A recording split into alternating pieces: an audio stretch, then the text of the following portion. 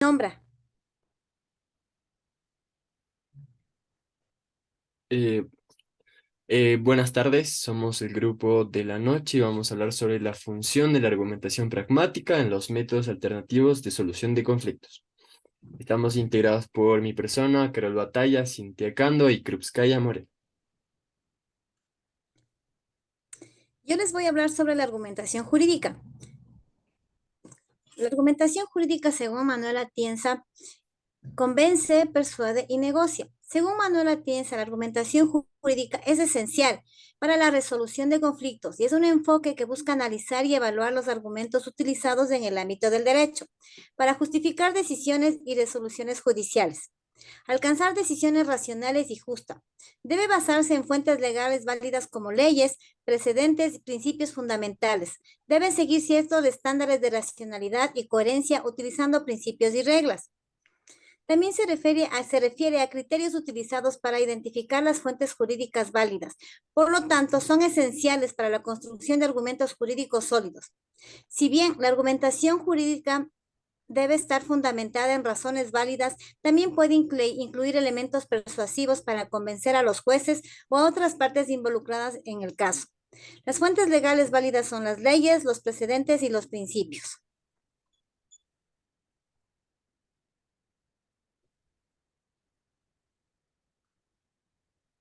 La argumentación pragmática. Tres concepciones de la argumentación que debidamente articuladas tendrían que servir para dar una respuesta. Concepción formal.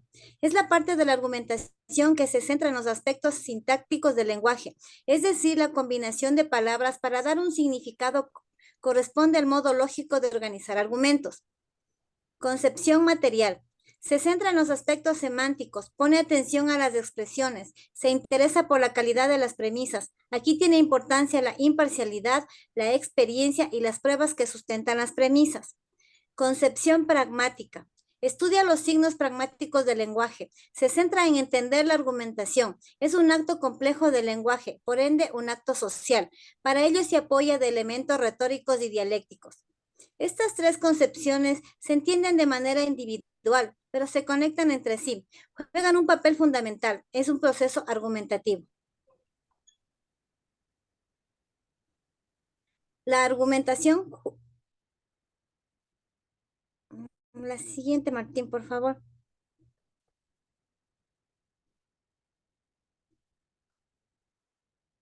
Concepción pragmática. Pragmática viene del griego pragma, atos, y significa acción, cosa útil. Según Manuel Atienza, se enfoca en el análisis de los actos, habla y la intención comunicativa detrás de los argumentos jurídicos, reconociendo que la persuasión efectiva depende de cómo el mensaje se adapte a las expectativas y creencias de los destinatarios. Es el conjunto de argumentación pragmática, busca comprender cómo los argumentos son utilizados en el discurso legal para alcanzar una comunicación efectiva y fundamentar decisiones judiciales de manera racional y justa, que regulen el uso del lenguaje en la comunicación, sometidos a reglas y normas. Es un acto complejo del lenguaje, por ende, un acto social, el cual habla de cómo se debe expresar el lenguaje a través de la semántica y la sintaxis.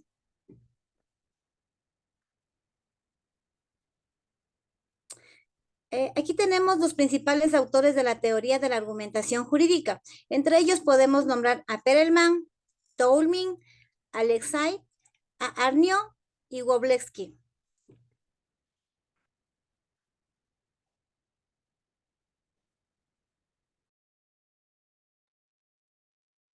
Yo les voy a hablar de los elementos de la argumentación pragmática.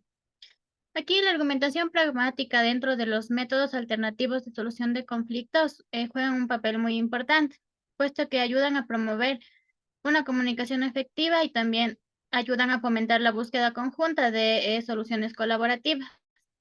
Así también, dentro de estos tenemos, por un lado, los elementos que son la retórica y la dialéctica.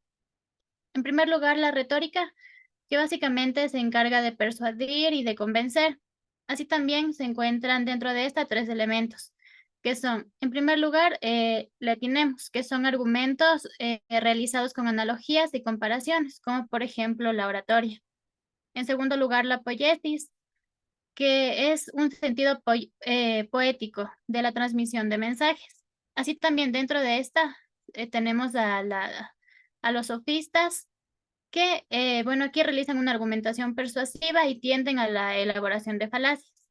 Así también, estas tienen dos elementos, que son los sofistas, el sofista y paralogismo. El sofista, por ejemplo, es cuando una persona sabe que está mintiendo y lo continúa haciendo. Esto se da por lo general, puede ser en un asunto judicial.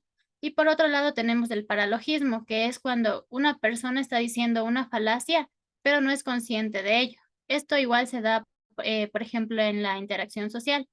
Y finalmente el topos, que es un encuentro general y central de los elementos comunes. Siguiente, por favor. Y tenemos a la dialéctica, que es un modo de debate y de una discusión ordenada. Y también es estructurada. Todo esto se lo realiza para que a través del diálogo se pueda llegar a la verdad o la justicia.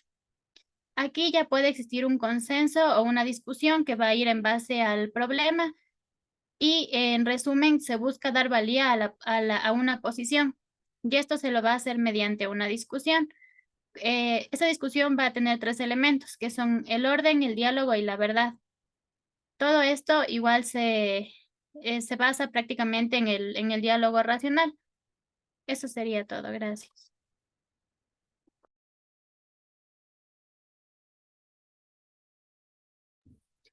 Bueno, a continuación vamos a hablar de lo que son algunas características generales de lo que es la argumentación pragmática y sus funcionalidades en los métodos alternativos de solución de conflictos. Y entendemos que esta característica de lo pragmático es agudiza la habilidad retórica de los poetas y la capacidad de argumentación de los juristas. Por otro lado, podemos hablar que es un recurso eficaz para resolver conflictos, para interpretar lo que es el conflicto. Utiliza lo que es el etinema, que es una forma análoga de argumentar. Utiliza lo que es la poiesis, que es en algunos casos, como ya explicó mi compañera, los sofistas y los que se equivocan sin saberlo. Y los topos, que es de una forma, por así decirlo, comunitaria. La argumentación pragmática en sí busca o sea, que se logre persuadir, argumentar y convencer, pero desde distintas aristas, lo que puede ser lo que es la retórica y la dialéctica. Entonces vamos a hacer una comparación entre lo que es la dialéctica y lo que es la retórica. Por una parte tenemos la dialéctica, que es una forma de diálogo que se basa en el discurso racional, el diálogo racional, que está enfocado y con un único fin, que es la verdad y la justicia. Este busca llegar a inferencias con deducciones lógicas de una forma ordenada y organizada que busque llegar a la verdad, es decir, es una forma de argumentar a través del diálogo de forma ordenada y con coherencia racional y a través de la finalidad que es la verdad y la justicia. Y por otra parte tenemos lo que es la retórica, que se enfoca más en la poiesis, en lo que es la poiesis, que es más una forma desorganizada de expresar tus argumentos. No buscan lo que es la verdad, como ya explicó mi compañera, los sofistas en algunos casos no buscan generalmente la verdad, y esto puede llegar a conclusiones erróneas o argumentos falaces, lo que quiere decir que se pueden equivocar dándose cuenta de que se equivocan o sin darse cuenta de ello, ¿no? Es de vital importancia saber estos términos, lo que es el pragmatismo en la argumentación, porque tú cuando vas a ser mediador o árbitro, vas a tener a las partes que te van a expresar de alguna forma los argumentos y por algunas partes van a explicar a través de lo que es la dialéctica, otras a través de la retórica. Entonces uno como mediador o árbitro tiene que saber darse cuenta cuáles son los fines de las personas, si coinciden las cosas, si están organizadas de manera correcta y si llegan a una conclusión racional y lógica, por lo que es importante ver esos puntos y más estar atentos a lo que es el diálogo, ¿no? Entre las partes. Eso sería todo. A continuación va Cintia. Bien, yo les voy a hablar sobre los métodos alternativos de solución de conflictos. Bien, ¿qué son los métodos? Los métodos alternativos de solución de conflictos son herramientas que ofrecen a las personas diversas oportunidades para solucionar sus conflictos por sí mismas o con la ayuda de terceros sin la necesidad de acudir a los despachos judiciales. Bien, esta tiene una clasificación. Su clasificación es mecanismos autocompositivos y mecanismos heterocompositivos. Siguiente, por favor. Bien, los mecanismos autocompositivos es este tipo, las propias personas confrontadas resuelven sus desavenencias en ejercicio de la autonomía de la voluntad, ya sea de manera directa o asistidos por terceros neutrales, que faciliten el diálogo y la búsqueda de soluciones al conflicto. Dentro de este primer grupo se encuentran mecanismos como la conciliación, la negociación y la mediación. El mecanismo heterocompositivo. Este mecanismo, las partes enfrentadas someten a la solución de sus conflictos a terceros que se encargan de resolverlos independientemente de la autonomía de la voluntad de las partes. En este segundo grupo se ubican tanto los mecanismos de justicia formales como lo es el arbitraje. Siguiente, por favor. Bien, les voy a hablar sobre los tipos de mecanismos alternativos de solución de conflicto, el cual se divide en negociación, mediación, conciliación y arbitraje. Bien. Negociación. La negociación es la forma más antigua y natural que existe para resolver conflictos. Este mecanismo se usa en la vida cotidiana, tanto para resolver conflictos sencillos como complejos. Al negociar existen unos intereses comunes, pero también unos opuestos. La negociación es muy común en el área comercial. Bien, vamos por la mediación. Ya, mediación. Mediación se define como una negociación asistida por un tercero. Las partes buscan una solución para sus conflictos de manera conjunta y el mediador interviene para facilitar la comunicación de aquellos. Conciliación. Conciliación es un mecanismo de resolución de conflictos donde también participa un tercero. Sin embargo, este tercero no solo busca facilitar la comunicación de las partes, sino que tiene facultad propositiva sin que eso sea vinculatorio para las partes, quienes pueden tomar o no la fórmula conciliatoria. Y por último tenemos el arbitraje, que es un mecanismo alternativo de solución de conflictos mediante el cual las partes difieren a árbitros la solución de una controversia relativa a asuntos de libre disposición o aquellos que la ley autorice. Gracias.